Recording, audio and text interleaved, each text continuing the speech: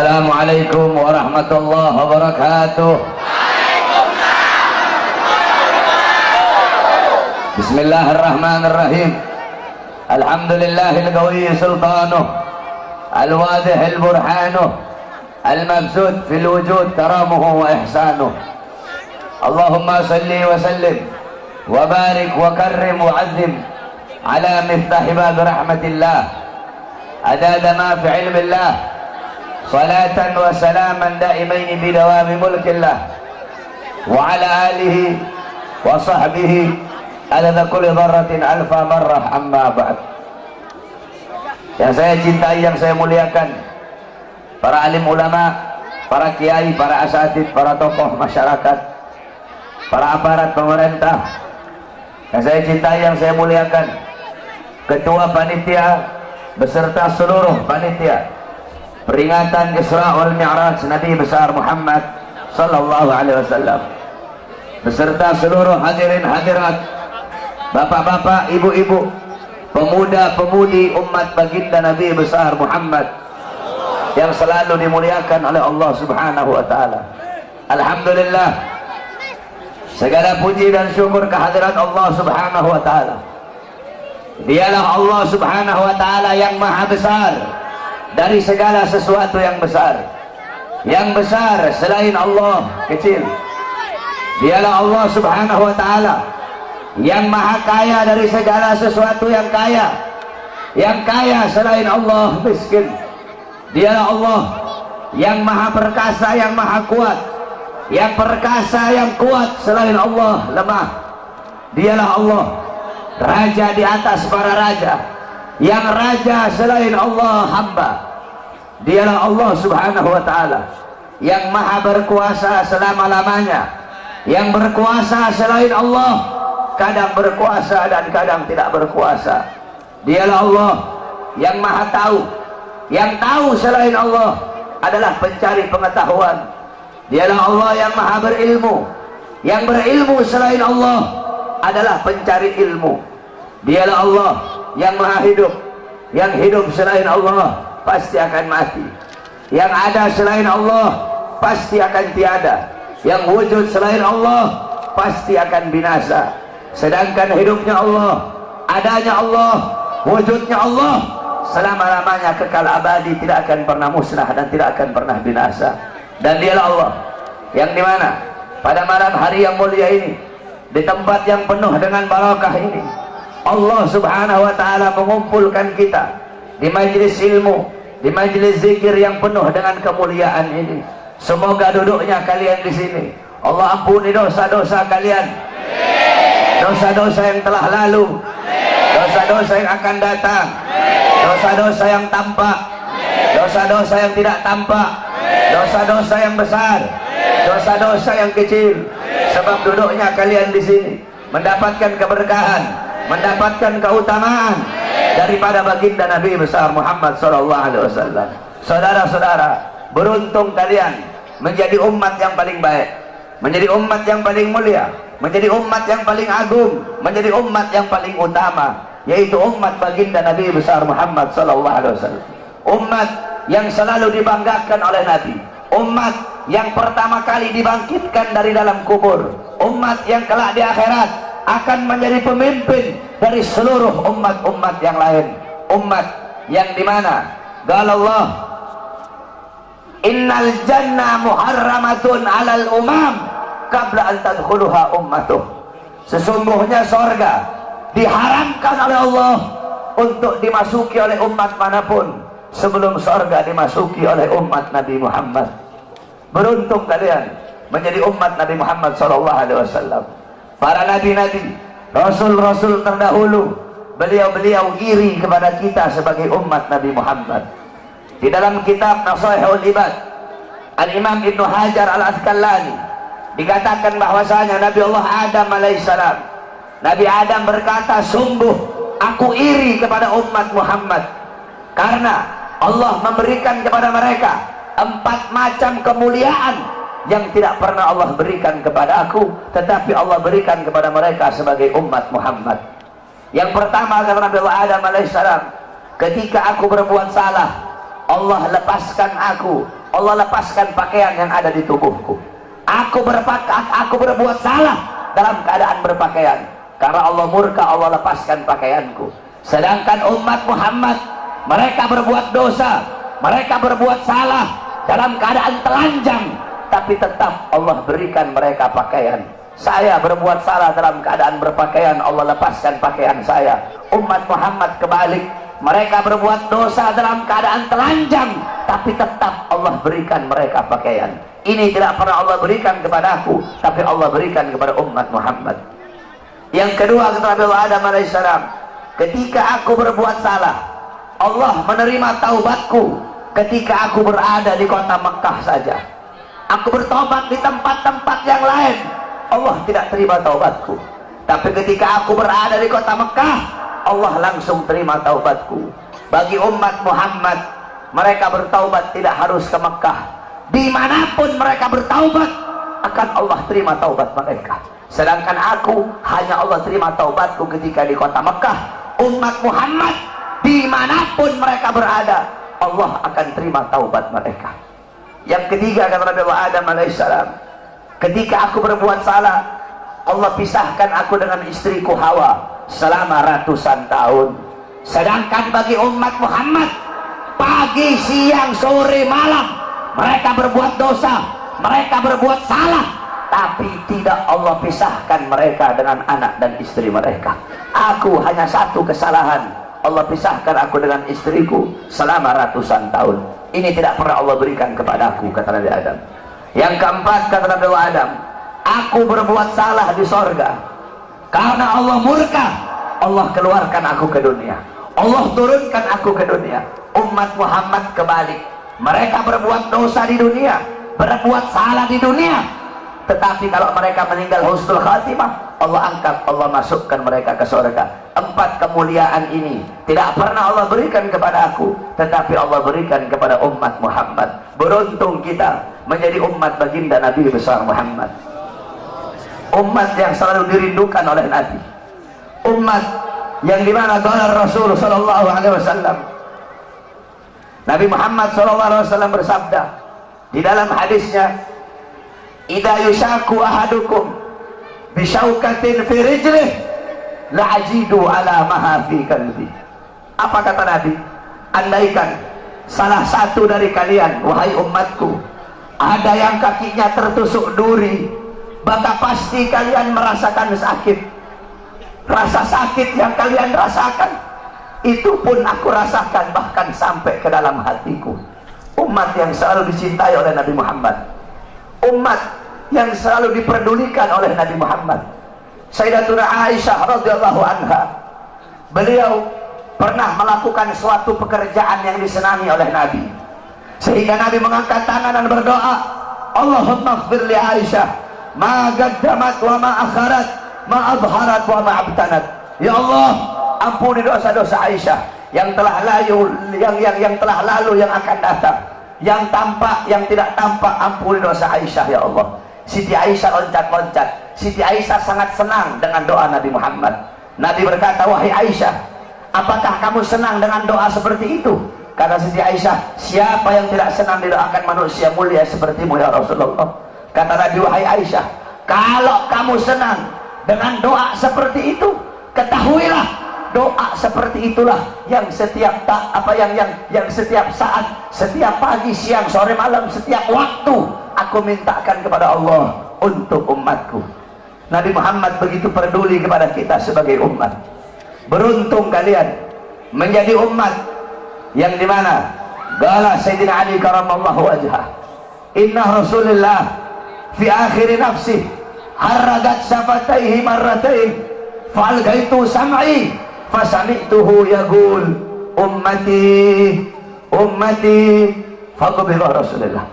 Sayyidina Ali berkata, Nabi Muhammad pada saat detik-detik terakhir nafasnya, aku melihat bibir beliau menggerakkan dengan 2 kali gerakan. Aku dekatkan telingaku, aku mendengar beliau berkata, ummati ummati, umatku umatku, kata Nabi Muhammad SAW.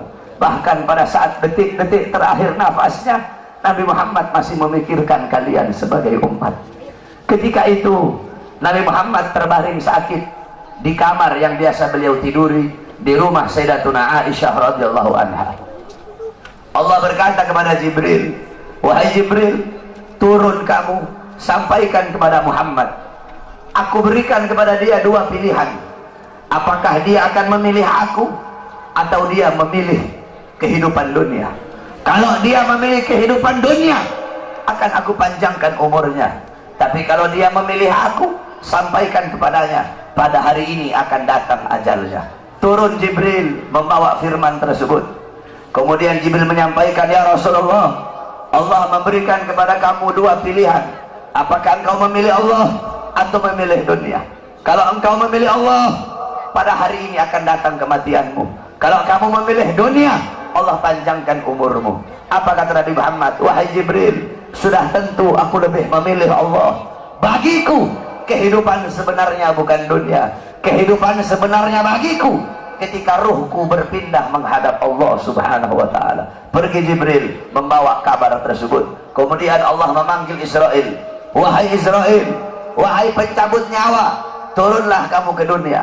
Pasang muka yang paling bagus, pasang wajah yang paling bagus. Kamu akan mencabut nyawa makhluk yang paling mulia, yaitu Nabi Muhammad. Kamu cabut nyawa dia, itu pun kamu izin dulu kepada dia, mau tidak dia dicabut nyawanya. Kalau dia mau kamu cabut, kalau dia tidak mau kamu kembali kepada aku. Turun Israel membawa perintah Allah untuk mencabut nyawa baginda Nabi besar Muhammad. Israel berdiri di depan pintu rumahnya Nabi. Israel tidak berani langsung masuk rumahnya Nabi. Israel berdiri di depan pintu rumah Nabi Muhammad.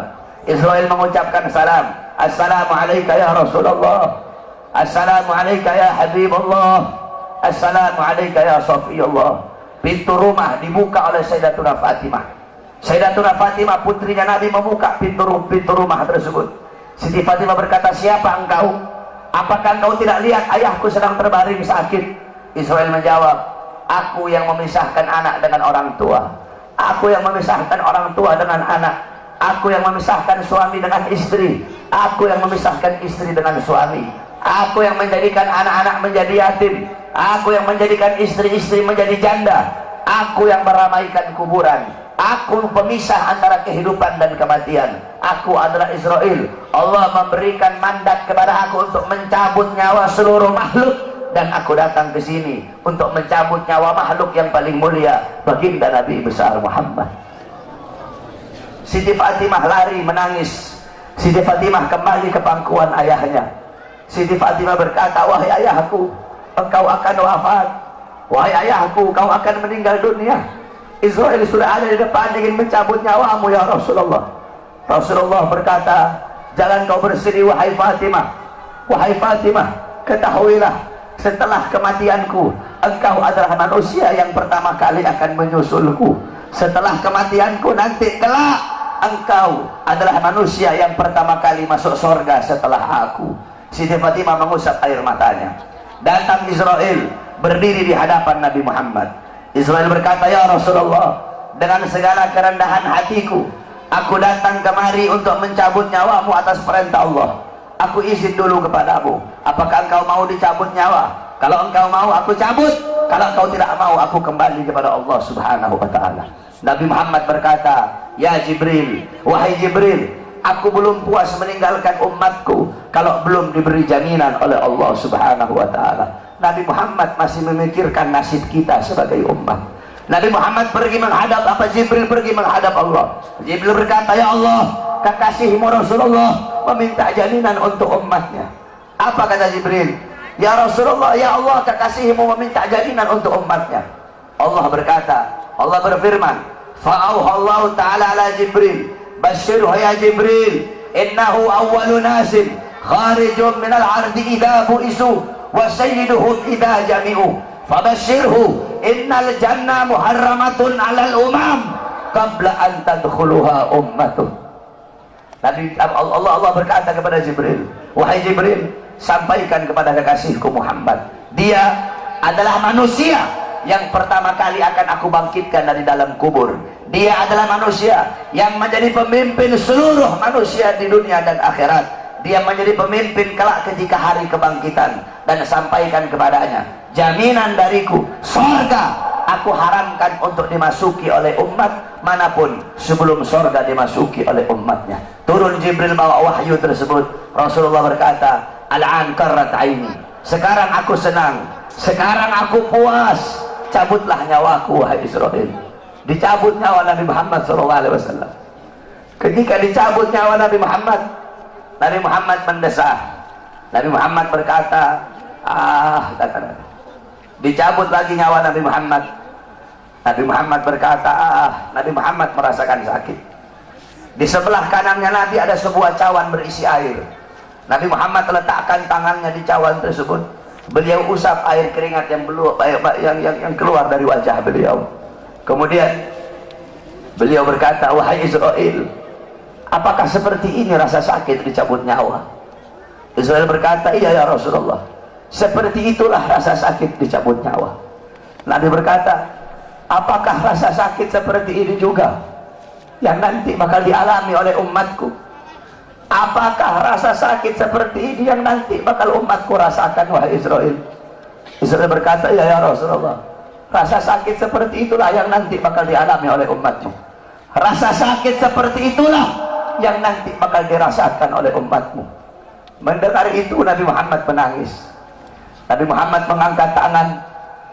Doa terakhirnya Nabi Muhammad, harapan terakhirnya Nabi Muhammad, doa yang menutupi wafatnya Nabi Muhammad SAW.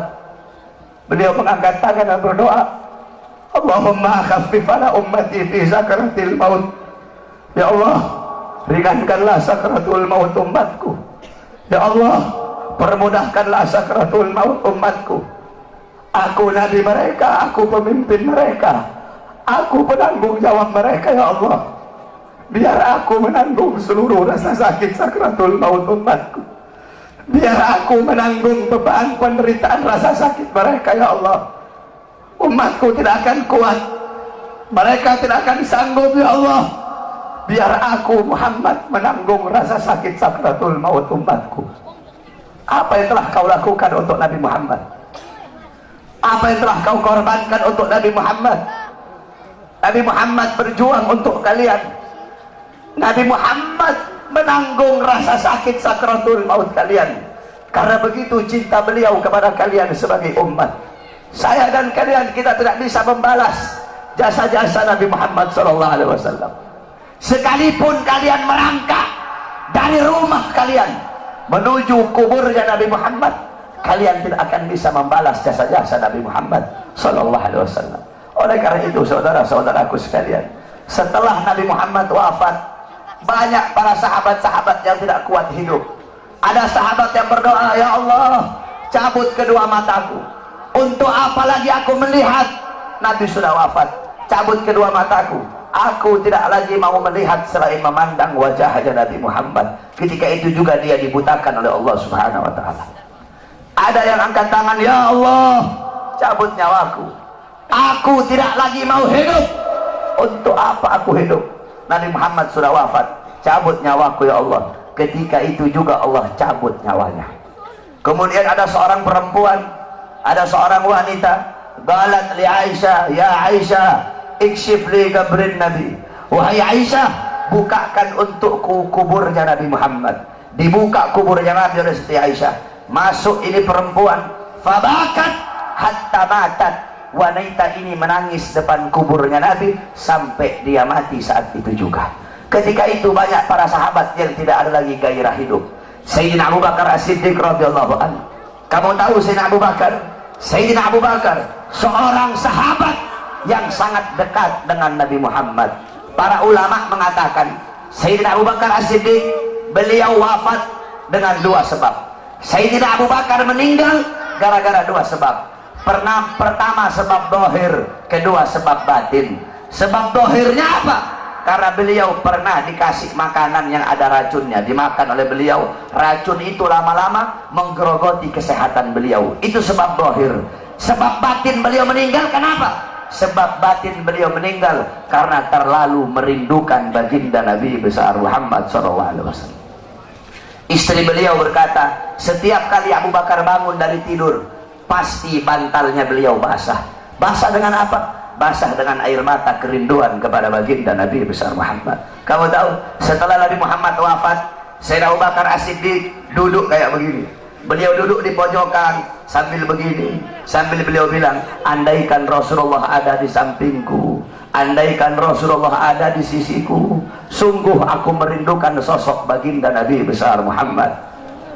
Bilal ibn Rabah, muazzinnya Nabi, setelah Nabi wafat, Bilal pergi pindah, nggak mau lagi beliau tinggal di Madinah. Kenapa? Tidak kuat teringat kenangan bersama baginda Nabi besar Muhammad.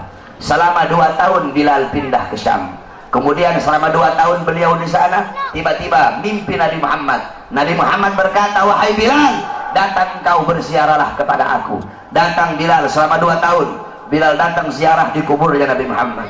Ketika Bilal ziarah di kuburnya Nabi Muhammad sambil menangis, tiba-tiba datang Sayyidina Umar bin Khattab.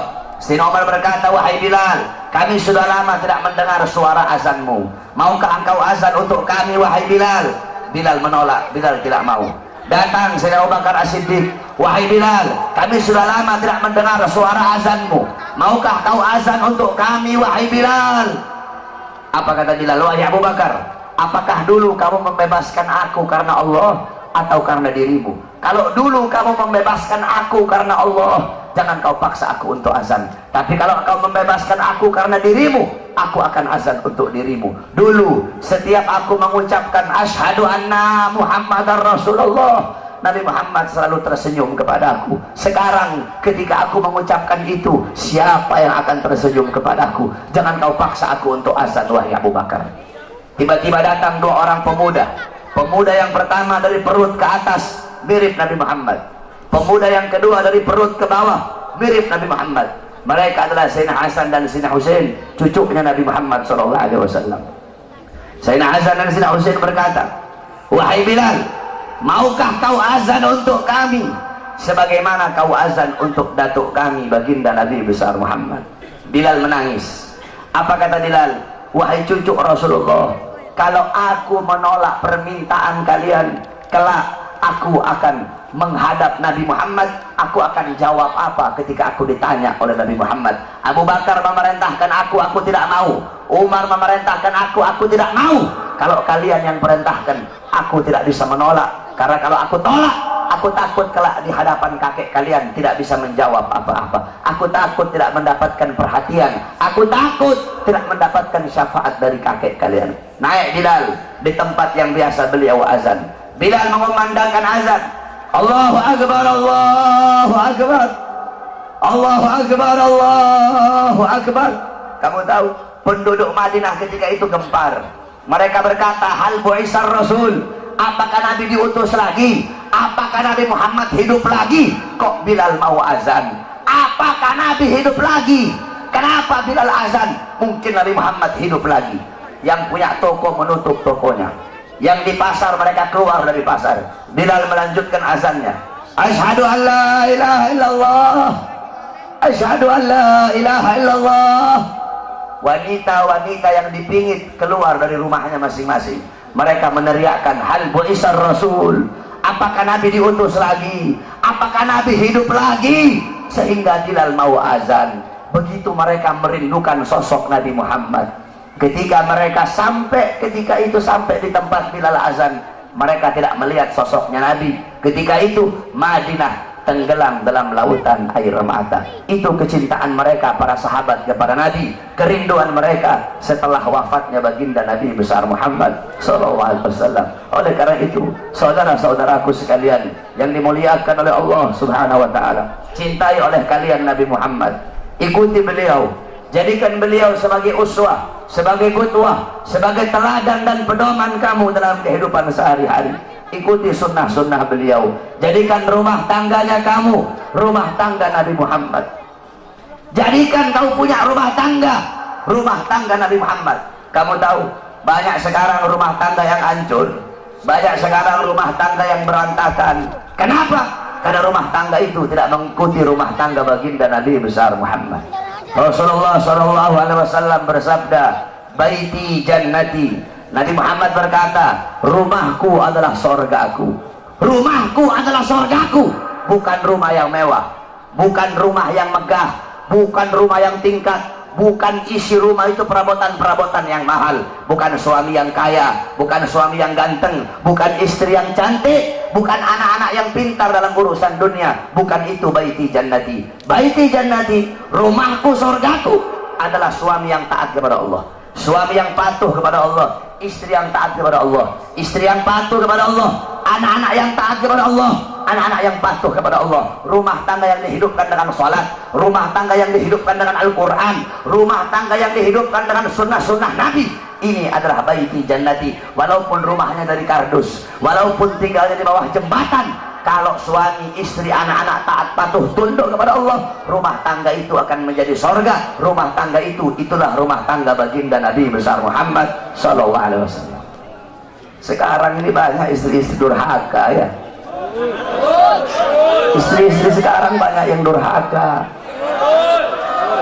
Kalian ibu-ibu sebagai seorang istri harus jadi istri yang soleha, harus jadi istri yang taat kepada Allah, jadi istri yang taat kepada suami, harus ikhlas menerima kekurangan suami sebelum ikhlas menerima kelebihan suami. Ini ibu-ibu sekarang ikhlasnya menerima kelebihan doang, kekurangan suaminya nggak mau diterima. Suami datang nggak bawa duit diteriakin sama ibu-ibu. Kalian sebagai seorang perempuan, ridho Allah kepada kalian berada dalam ridho suami kalian. Ibu-ibu, beda anak perempuan sama anak laki, itu beda. Kalau anak laki-laki dia nikah, dia bukan milik istrinya, dia tetap milik bapak dan ibunya. Tapi kalau anak perempuan udah nikah, maka perempuan itu sepenuhnya milik suaminya. Makanya cari ridhonya suami. Ini kadang istri sekarang kurang ajar sama suami, kasar sama suami, caci maki suami. Gak heran suami-suami jadi pada takut istri semua. Kalian sebagai seorang wanita ikhlas terima kekurangan suami kalian, sabar dalam ngurusi rumah tangga kalian. Soalnya ibu-ibu tahu, zaman sekarang ini kita kalau mau cari perempuan cantik banyak, mau cari perempuan kaya banyak, mau cari perempuan pintar banyak. Saya sehari 10 bisa saya dapat. Kalau cuma mau cari cantik doang, saudara-saudara. Yang susah perempuan yang ikhlas menerima kekurangan suaminya dan sabar di dalam mengurusi urusan rumah tangga. Kalian sebagai seorang istri, tempatkan kedudukan kalian di bawah kaki suami dan taruh suami kalian di atas kepala kalian. Rendahkan suara kalian di hadapan suami. Suara istri itu harus lebih rendah daripada suara suami. Ini ibu-ibu, suaminya A, ibu-ibunya A, jauh kemana-mana sama suara suami. Suaminya datang nggak bawa apa-apa, kasihan, habis jadi gojek jauh-jauh, kehujanan, kepanasan, berantem sama Ahok, pulang ke rumah nggak bawa apa-apa, dilempar panci suaminya. Udah gojek kemana-mana, ada yang jualan rokok, kasihan, di sana cari nafkah untuk ngasih makan anak bini. Datang ke rumah nggak bawa apa-apa, diomelin sama istri. Hargai keringat suami kalian yang jatuh untuk menafkahi kalian sebagai anak istri. Jadilah kalian seorang wanita yang nggak banyak ngeluh sama suami. Ibu-ibu tahu, ibu-ibu kalau banyak ngeluh sama suami, jangan heran kenapa rezekinya suami kamu mampet. Kenapa? Karena banyak istri-istri yang suka ngeluh. Jadi jangan banyak ngeluh, udah ikhlas aja. Suami mau datang bawa uang kayak nggak bawa uang kayak, ikhlas kamu, jangan ngeluh. Justru semakin ngeluh semakin mampet. Kamu doakan kamu punya suami, ya Allah semoga suami saya dikasih rezeki yang banyak, permudah rezeki suami saya. Jangan banyak ngeluh, nuntut ini nuntut itu, beli bedak harga 1 juta. Ibu-ibu tahu wanita-wanita yang ada di Hadramut? Ibu-ibu tahu Hadramut? Hadramut tempatnya Wali Songo. Wali Songo yang bawa Islam, para habaib itu asalnya dari Hadramut. Ibu-ibu mau tahu perempuan di sana kayak gimana? Wanita-wanita yang ada di sana, istri-istri yang ada di sana, Itu kalau beras habis, garam habis, susu habis, bawang habis, itu mereka nggak ngomong sama suaminya. Beras habis, mereka nggak ngomong begitu. Susu habis, nggak kayak ibu-ibu. Ibu-ibu, woi bang, beras habis bang, mana aja bang. Terus perempuan di sana kalau beras habis gimana? Kalau beras habis nih ibu-ibu tiru mereka nih. Kalau beras habis, itu karungnya mereka taruh di tempat yang mencolok. Kalau susu habis, kalengnya mereka taruh di tempat yang mencolok. Jadi nanti dia suaminya tahu sendiri, oh udah habis beras. Kalau ibu-ibu dapat suami yang ngerti, kalau ibu-ibu dapat suami yang nggak ngerti, setahun nggak makan, itu beras udah habis tetap nggak bakal dia beli, walaupun ibu taruh depan pintu dia nggak tahu apa-apa. Jadi kalau dapat suami yang nggak ngerti, beras habis, ambil karungnya taruh di kepalanya, beras habis. Kalau suaminya ngerti, taruh tuh karung beras di depan. Jadi suaminya bangun tidur, ucek-ucek mata, oh udah habis beras, dia mandi, dia beli beras. Kalau ngerti, kalau nggak ngerti juga, ambil tuh karung, lagi tidur suaminya masukin dalam karung beras.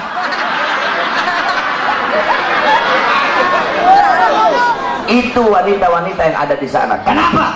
Karena mereka begitu menjaga perasaan suaminya. Ibu-ibu tahu, Rasulullah pernah ngomong sama Siti Fatimah, wahai Fatimah, maukah aku kasih tahu kamu siapa wanita yang nanti memegang tali kendaraanmu? Kata Siti Fatimah, siapa wahai ayahku? Namanya adalah Mutiyah. Coba kamu pergi, rumahnya ada di ujung sana, kamu cari tahu apa amal yang dia lakukan sehingga nanti dia bakal masuk surga pegang tali kendaraan kamu. Amin. Pergi Siti Fatimah, bawa Sayyidina Hasan yang ketika itu masih kecil. Sayyidina Hasan masih kecil ketika itu, dibawa oleh Siti Fatimah, diketuk pintu rumah, assalamualaikum, enggak dibuka ibu-ibu. Dari dalam dijawab, waalaikumsalam. Man, siapa? Ana Fatimah binti Rasul, aku adalah Fatimah putrinya Rasulullah. Oh iya wahai Fatimah, kalau engkau sendiri silahkan masuk, tapi kalau engkau bersama laki-laki, jangan masuk wahai Fatimah. Aku bersama laki-laki, siapa? Anakku masih kecil, oh maaf, kamu tidak boleh masuk. Tapi dia masih kecil, walaupun masih kecil, aku izin dulu kepada suamiku, besok nanti kamu balik lagi, saya izin dulu kepada suamiku. Lihat bagaimana Siti Mutia. Ibu-ibu sekarang, Pak RT, Pak RW datang ke rumah, Waalaikumsalam, suaminya ada nggak ada? Oh mari masuk Pak RT, mari masuk Pak RW. Mau kopi apa mau teh Pak RW? Gak boleh. Mau yang datang presiden, kalau belum izin kepada suami, gak boleh, haram.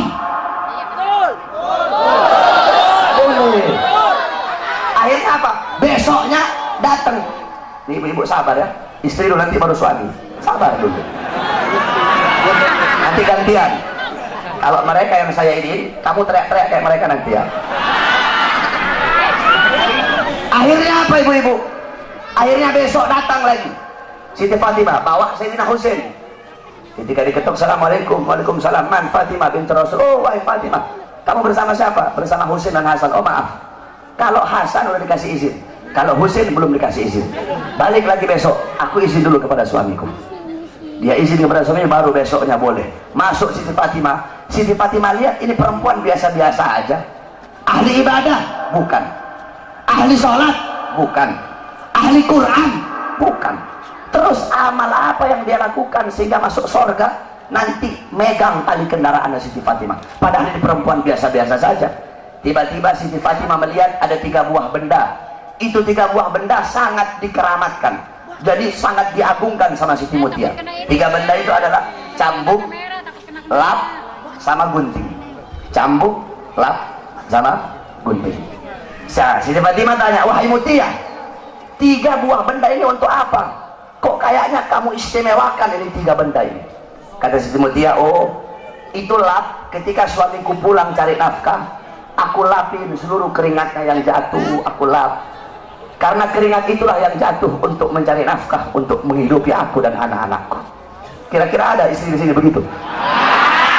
Tidak ada. Awas kamu sampai rumah dihantam sama istri kamu nanti. Ibu-ibu bisa begitu? Bisa nggak? Suaminya pulang habis dari gojek, terus digituin, bisa? Dilapin keringatnya. Tapi jangan pakai lap, pakai keset.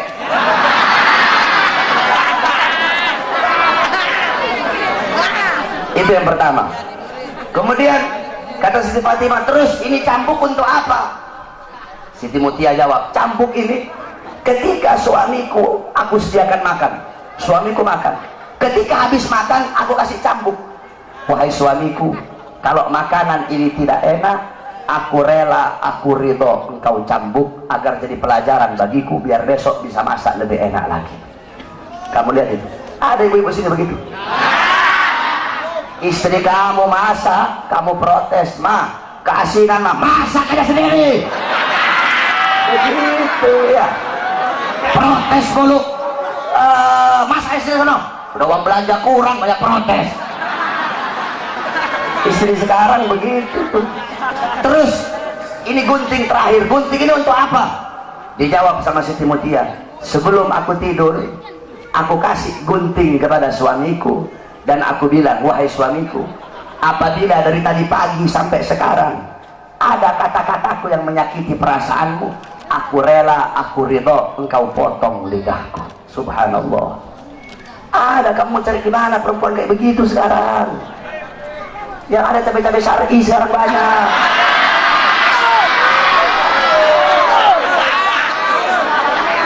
Istri kalian kira-kira kayak gitu nggak? Itu ibu-ibu Siti Mutia. Nah, kalian sebagai seorang wanita, jadikan beliau-beliau sebagai teladan kamu, para wanita sorga. Siti Mutia, Sayyidatuna Fatimah, Sayyidatuna Khadijah, Sayyidatuna Aisyah radhiyallahu anha, Sayyidatuna Khadijah radhiyallahu anha, kemudian Ummu Salamah radhiyallahu anha, Ummu Sulaim radhiyallahu anha, Ummu Aiman radhiyallahu anha, Siti Khansa radhiyallahu anha. Bagaimana wanita-wanita terdahulu, jadikan mereka sebagai teladan kamu dalam urusan rumah tangga. Kalian sebagai seorang perempuan, ini perempuan sekarang saya perhatikan, kalau mau keluar pengajian nih, dandan cantik-cantik ibu-ibu, pakai bedaknya 2 cm segini, yang putih muka doang, lehernya hitam.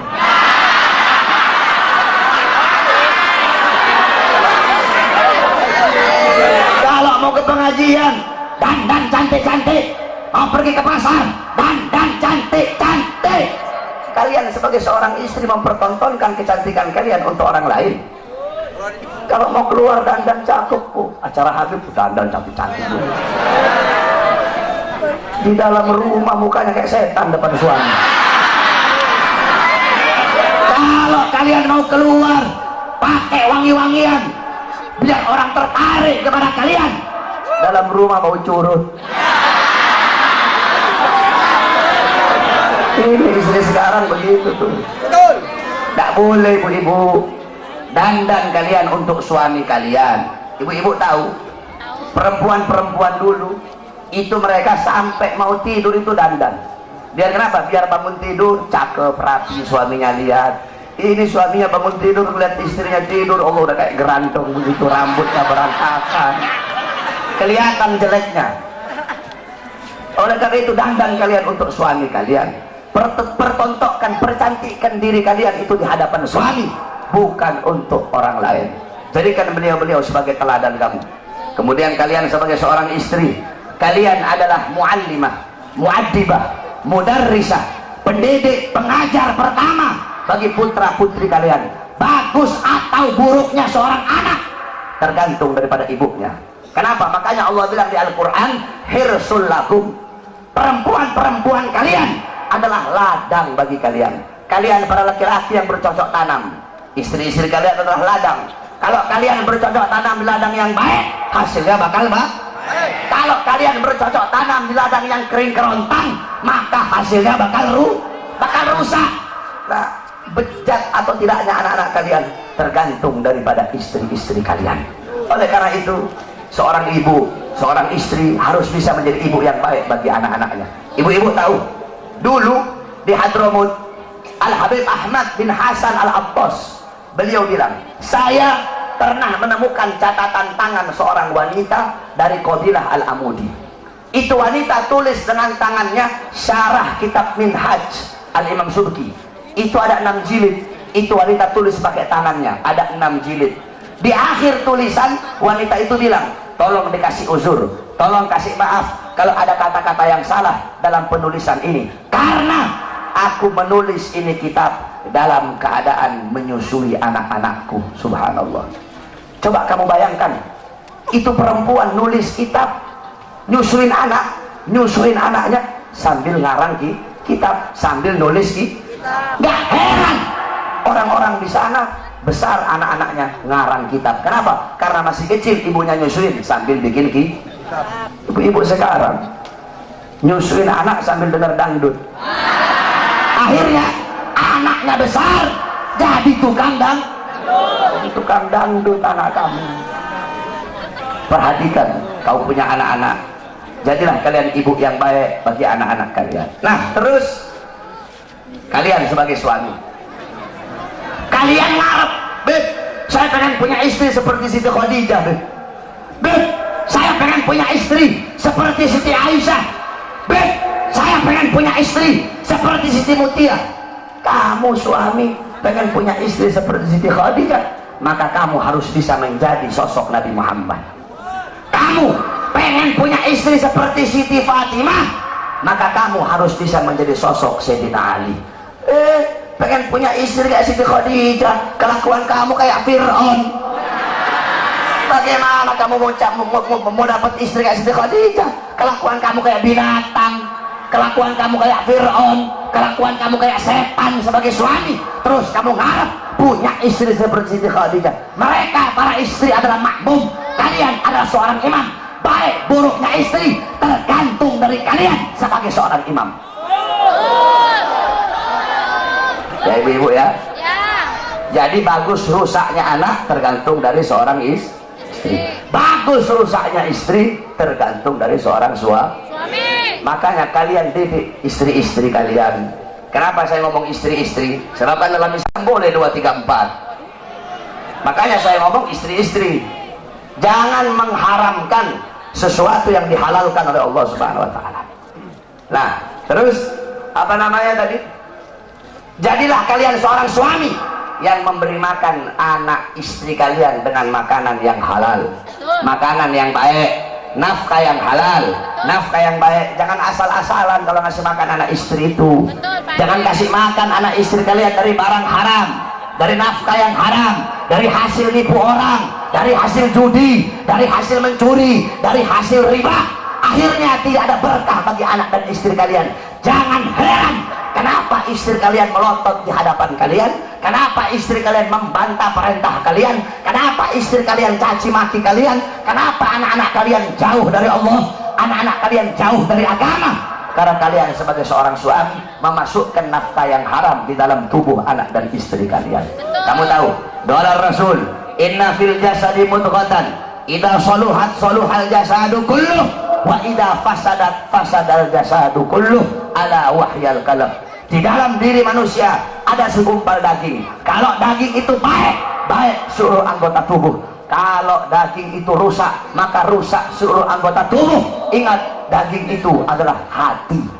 Kalau hati itu tumbuh dari makanan, kalau kamu kasih makan anak istri kamu dari makanan yang baik, maka anak istri kamu akan jadi anak istri yang baik.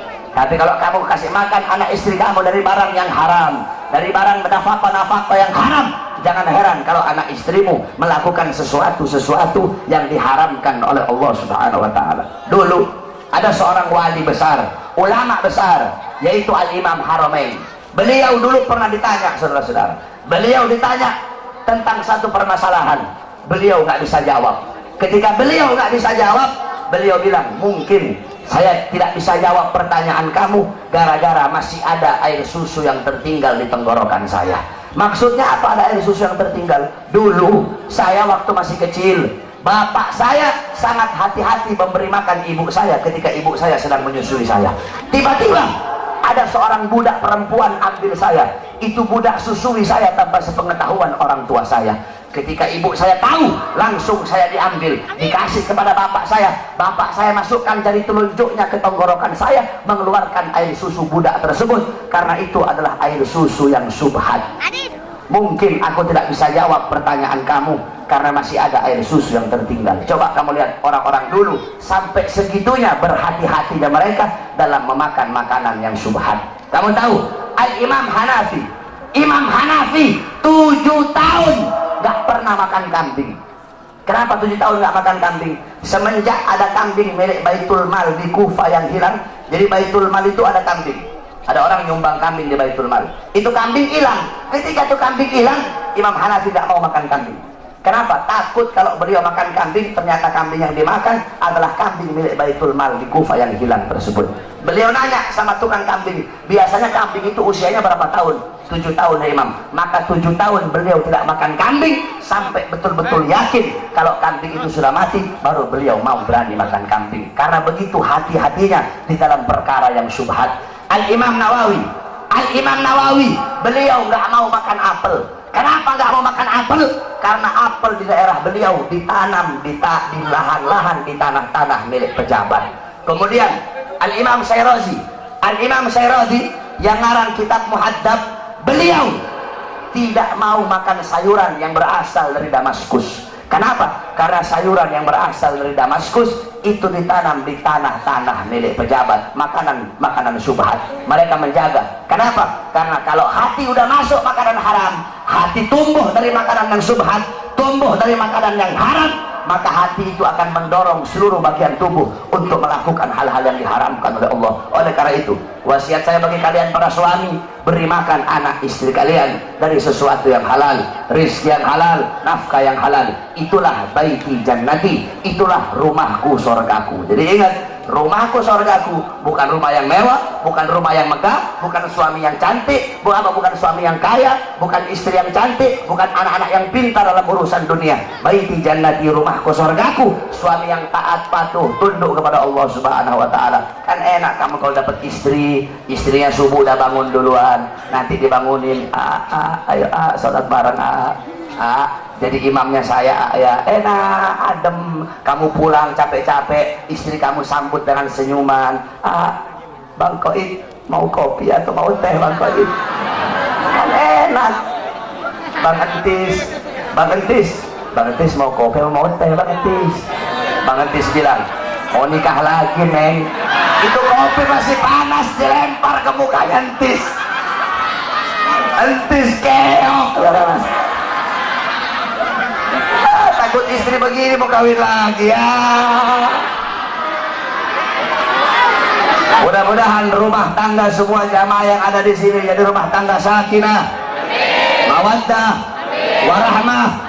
Rumah tangganya Nabi Muhammad SAW, amin. Rumah tangganya jadi rumah tangga Nabi Muhammad. Insya Allah anak-anak kalian jadi anak-anak yang soleh dan soleha, amin ya rabbal alamin. Dan terakhir kepada seluruh hadirin, saya Ramadan saya buka pesantren kilat itu 25 hari. Kalau ada anak-anak mau masuk gratis, nggak bayar, cuma bayar kitab-kitabnya saja.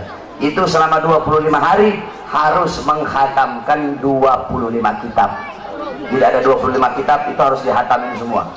Fikihnya ada kitab Risalatul Jami'ah, Taqratus Sadida, kemudian hadis, Arba'in Nawawi dan lain-lainnya, kemudian pelajaran Shorof, Amsalatul Tasrif, Kailani, kitab-kitabnya, kemudian Nahwu, Jurumiyah, Mabadi, kemudian tajwidnya Hidayatus Sibyan, kemudian Al-Quran, kemudian Muhawarah, kemudian Mu'adzarah dan lain seluruh pelajaran. Itu ada 20 kitab harus dihatamkan. Jadi kalau ada anak-anak sini yang mau masuk pesantren kilat, betul, selama 25 hari nggak boleh pulang. Jadi ngajinya itu habis tarawih nanti saya ngajar, habis tarawih saya ngajar sampai jam 10. Jam 10 gantian Habib Muhammad ngajar sampai jam 12. Jam 12 saya ngajar sampai pagi. Sampai pagi tuh. Nah, nanti habis sholat subuh Habib ada habaib lagi yang ngajar sampai jam 9. Nah, jam 9 istirahat. Bangun duhur. Habis sholat duhur saya ngajar sampai asar. Habis asar saya ngajar lagi sampai tarawih. Begitu terus setiap hari biar hatam 20 kitab itu. Jadi kalau ada yang masuk silahkan, gratis, nggak bayar. Saya tanggung semua makannya yang ada di sana. Insya Allah saudara-saudara semuanya yang hadir di sini, Allah Subhanahu Wa Taala jadikan hamba-hamba yang baik, hamba-hamba yang taat, hamba-hamba yang patuh, hamba-hamba yang tunduk kepada Allah Subhanahu Wa Taala. Tadi semuanya yang turun aksi 55, insya Allah Allah jadi saksi atas perjuangan kalian semua. Insya Allah Allah SWT berikan kemenangan kepada kita umat Islam. Saudara-saudara sekalian, ingat, kemenangan pasti akan menang. Kemenangan, kebenaran pasti akan menang. Kebenaran itu gak akan pernah kalah. Kita memperjuangkan kebenaran, kita pasti menang, saudara-saudara. Kita berdoa semoga Allah berikan kekuatan kepada majelis hakim untuk bisa menvonis Ahok dengan seberat-beratnya. Sehingga apa? Sehingga kalau Ahok nanti nggak ditahan, besok bakal lahir Ahok-Ahok yang lain. Kalau Ahok nggak ditahan, besok bakal lahir penista-penista agama yang lain. Jadi hakim harus tegas. Hakim itu harus bisa kasih keputusan yang adil, keputusan yang bisa memuaskan seluruh masyarakat dan umat Islam yang ada di Indonesia. Saya malas mau bahas Ahok, belum tidur saya dari tadi pagi, nggak mau keras-keras saya. Nanti deh di acara yang satunya deh.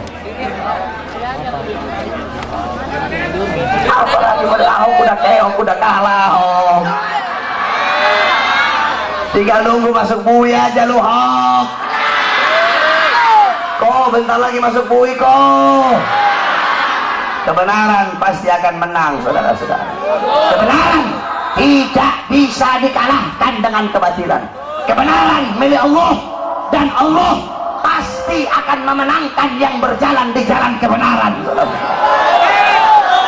Makanya kita dukung terus hakim. Udah cukup jaksanya yang goblok, hakim dan ikut-ikutan goblok.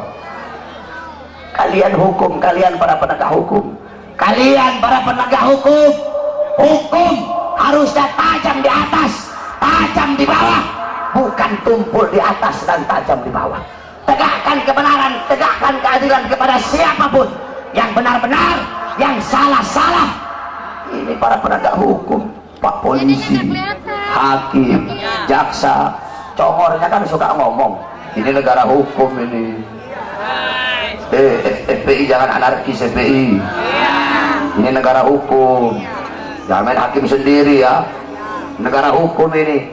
Congor kalian ngomong negara hukum, tapi justru kalian yang mengkhianati dan menodai hukum itu sendiri, saudara-saudara. Cukup sudah, kami demo berkali-kali. Insya Allah demo tadi kita itu, insya Allah Allah lihat dan Allah berikan kekuatan kepada hati. Kita masih percayakan, tadi demo damai, kita masih percayakan kepada hakim. Untung tadi saya nggak orasi. Kalau saya orasi tadi bahaya kalau saya pegang mic. Makanya jangan sampai deh saya orasi. Kalau saya udah orasi, udah nggak ada kata lain, serbu.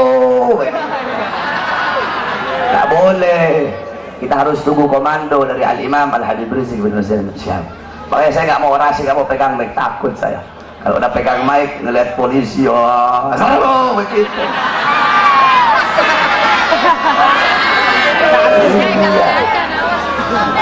Oleh karena itu, kita berikan kepada hakim. Kita masih sabar. Makanya hakim kalian harus adil, tegakkan kebenaran. Kalau sampai hilang kepercayaan kami kepada kalian sebagai para penegak hukum, maka jangan salahkan kami kalau kami hukum Ahok dengan cara kami sendiri, saudara. Kami para pemuda-pemudi akan cari Ahok sampai ke lubang sebut. Kami bantai dia kalau sampai bebas, saudara.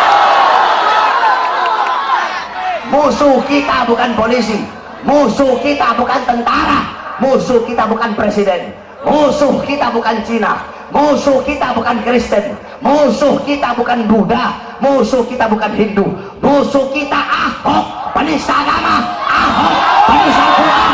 Itu musuh kita. Maka siapapun yang melindungi Ahok, siapapun yang membela Ahok, maka dia menjadi musuh kita, saudara. Kalau polisi melindungi Ahok, polisi jadi musuh kita. Kalau tentara melindungi Ahok, tentara jadi musuh kita. Kalau presiden melindungi Ahok, presiden pembela Ahok, ya emang sih orang adeknya.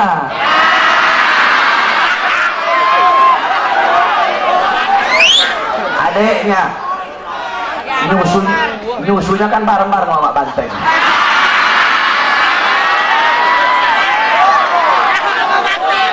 Saudara sesusuan, Dua-duanya muka polos.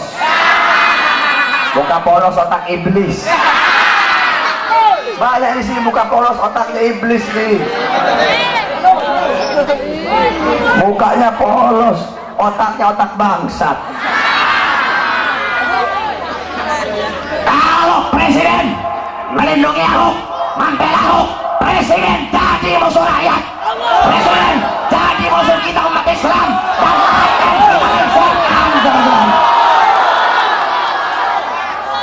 Makanya demi keutuhan NKRI, demi keutuhan Bhinneka Tunggal Ika, demi keutuhan bangsa, tangkap Ahok, penjarakan Ahok, hukum Ahok dan selanjutnya. Allahu Akbar, Allahu Akbar, Allahu Akbar. Kita umat Islam tidak cari musuh, tapi kalau musuh datang haram bagi kita untuk lari. Allahu Akbar, Allahu Akbar, Allahu Akbar. Allahumma balighna fi Sya'ban wa balighna Ramadan. Allahumma balighna fi Sya'ban wa balighna Ramadan. Allahumma balighna fi Sya'ban wa balighna Ramadan. Wa sallallahu alaihi wasallam Muhammad wa ala alihi washabbihi wa barik wa sallam. Alhamdulillahi rabbil alamin. Wal 'afwu minkum. Wassalamu alaikum warahmatullahi wabarakatuh. Saudara-saudara, oh, stop. Jangan ada yang balik dulu. Mari sama-sama kita bersalawat kepada Nabi Muhammad. Hafal salawat yang baru. Hafal ya yang baru ya. Nah, kita qasidah sambil kita mengeluarkan harta kita dari jalan Allah Subhanahu wa taala. Ya. Keluarkan harta kita dari jalan Allah Subhanahu wa taala.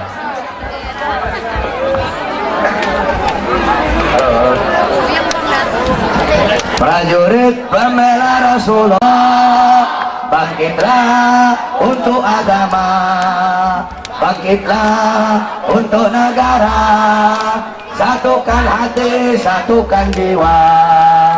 Musuh di depan mata, lawan dia sampai berdarah, berdarah untuk agama dan negara. Tercinta kematian murah harganya.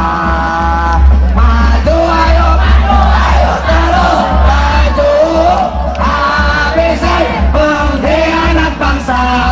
Kami berjanji demi Allah, rela binasa demi agama. Wahai prajurit pembela Rasulullah, berjuanglah tanpa lelah. Walau harus merangkak dengan mata, takkan mundur walau satu langkah, takkan mundur walau satu langkah. Wahai para pemudi-pemuda, kibarkan Fahil Mustafa, serahkan jiwa untuk agama, mencari syahid di jalan Allah. Maju pantang menyerah, walau bergelimangan darah, berdarah, jadi saksi Allah. Mati syahid adalah hari raya.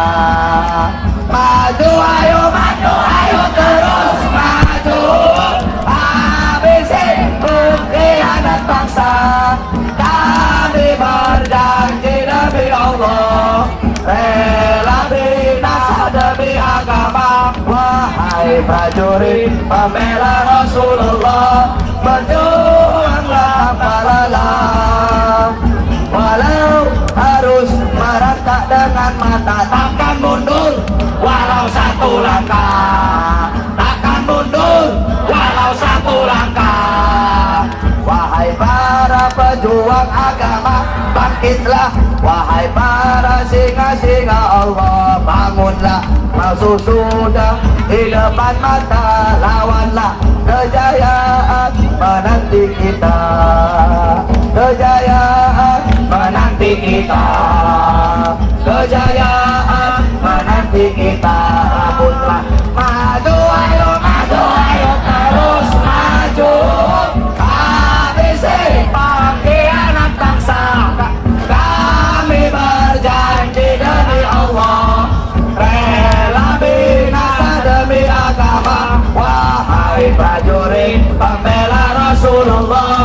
berjuanglah tanpa lelah. Walau harus merentak dengan mata, takkan mundur walau satu langkah, takkan mundur. Allahu Akbar, Allahu Akbar. Semoga Allah berikan panjang umur kepada guru kita Al-Habib Rizik bin Husain bin Syihab. Semoga Allah panjangkan umur beliau. Semoga beliau pulang dari umrah ke Indonesia dalam keadaan selamat. Amin ya rabbal alamin. Allahumma nas'aluka khairal as'alah wa khairan najah wa khairal khair khairal mamat wa anta bitajil mawadana wa haqiqi mana wa anta maulana fanasuluka bil kafirin wa sallallahu alaihi wasallam Muhammad wa alihi wasahbihi barik wa sallam. Alhamdulillah rabbil alamin. Wa salli ala sayyidina Muhammad.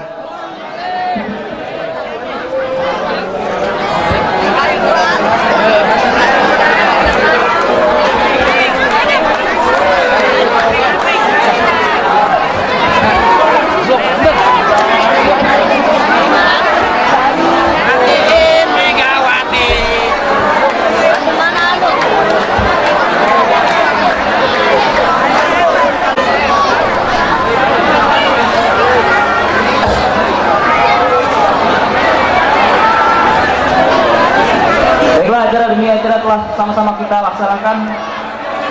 Tadi juga telah ditutup dengan doa. Untuk itu, dengan berakhirnya acara di agenda ini, maka acara ini telah selesai dengan baik. Kami selaku panitia memohon maaf sebesar-besarnya jika ada kekurangan. Wallahul muwaffiq ila aqwamit thoriq. Hasbunallah wa ni'mal wakil, ni'mal maula wa ni'mal nasir. Nasrullah wa fathun thoriq. Assalamualaikum warahmatullahi taala wabarakatuh.